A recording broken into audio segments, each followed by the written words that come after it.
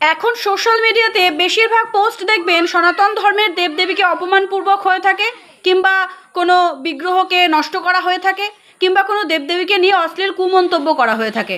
কিন্তু হিন্দু ধর্মের যেভাবে অপমান করা হয় চারিদিকে, অন্যান্য ধর্মগুলোতে সেভাবে অপমান করা হয় না। কেননা হিন্দু ধর্মের মানুষগুলোর মতন অন্য ধর্মের মানুষগুলো হাতে চুড়ি আর শাড়ি পরে বসে থাকে না।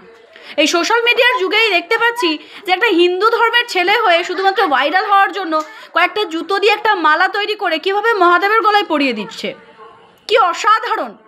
দেখলেও দু চোখ জুড়িয়ে যায়।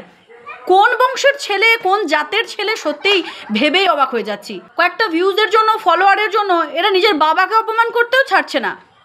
দেবাদিদেব মহাদেব, যার আদি অন্ত কোনো সীমা নেই, যিনি এই বিশ্ব ব্রহ্মাণ্ডের পিতা, তার গলায় জুতোর মালা, তাও আবার রুদ্রাক্ষের মালা পরে নামাবলীর মতন কিছু একটা গায়ে জড়িয়ে, এ কেমন সমাজ? এই সমাজ তো শুধুমাত্র নিজের বউদেরকে দিয়ে শাড়ি ব্লাউজ খুলিয়ে সোশ্যাল মিডিয়াতে রিলস করতেই শিখছে দেখছি। আর কোনো ভালো গুণ এই সমাজের নেই।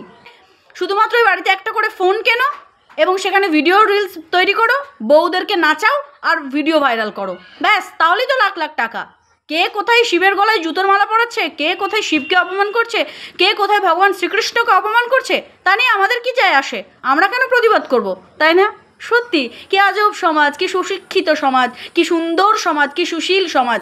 আমরা এই সমাজের জন্যই গর্ব করে বেঁচে আছি, তাই না? আপনারা কেন যে চুপ করে বসে থাকেন এই সমস্ত ভিডিওগুলো দেখার পরেও, এবং আপনারা কেন প্রতিবাদ করেন না? সবাই কেন সরবে গিয়ে চিৎকার করে বলেন না যেটা করা হচ্ছে সেটা অন্যায় করা হচ্ছে? আমি মানছি বাবা ভোলানাথ শান্তিপ্রিয়, উনি ওনার পার্বতীকে নিয়ে, গৌরীকে নিয়ে অত্যন্ত সুখে স্বাচ্ছন্দ্যে আপন ভোলার মতন বসবাস করেন, কিন্তু তার মানে তো এই নয় যে কেউ শান্তিপ্রিয় বলে তার সঙ্গে যা খুশি তাই করা যায়। এই প্রত্যেকটি অন্যায়ের আপনারা প্রতিফলন পাবেন সময়ের নিরিখে। সময় কিন্তু সঠিক উত্তর দিয়ে যায়, আর এই সময় হচ্ছে সব থেকে বড় শিক্ষক। আজকে আমি বলছি, আমার কথাগুলো বড্ড কষ্ট লাগছে শুনতে, কিন্তু যে কথাগুলো বলছি একটাও মিথ্যে কথা নয়। তো যাই হোক, আর বেশি কিছু বলার অভিপ্রায় নেই। এই ধরনের নোংরা যত ভিডিও দেখবেন, তো যে পাড়ার মানুষজন এই ধরনের ভিডিওগুলো তৈরি করছেন এবং সোশ্যাল মিডিয়াতে আপলোড করছেন, তারা নিশ্চয়ই তাকে খুব ভালো করে চেনেন, এবং তারা গিয়ে প্রথমে এই জিনিসগুলোকে প্রতিবাদ করুন। সনাতন ধর্মকে এইভাবে লাঞ্ছিত হতে দেবেন না। এই ধর্ম আছে বলে আমাদের শিকড় আছে, আমাদের ভিত আছে। আপনারা হয়তো জানেন না এই আদি অন্তহীন সনাতন ধর্মের কি চিরশাশ্বত বাণী আমাদের এই যুগে যুগে আমাদেরকে বাঁচিয়ে রেখেছে, সুস্থ সবল রেখেছে। একটু সুন্দরভাবে পরিচর্যা করে দেখুন না। ধর্ম কিন্তু কখনো আপনাকে রাক্ষস তৈরি করবে না। আপনার ভিতর থেকে ধর্ম চলে গেলেই আপনি রাক্ষস হয়ে যাবেন। তো আজকের ভিডিওটা এখানেই শেষ করছি। ভিডিওটাকে শেয়ার করুন আর প্রতিবাদ করুন, আর এই যে লোকটি এই ধরনের ভিডিওটি করেছে তার বিরুদ্ধে কড়া ব্যবস্থা নেওয়ার চেষ্টা করুন।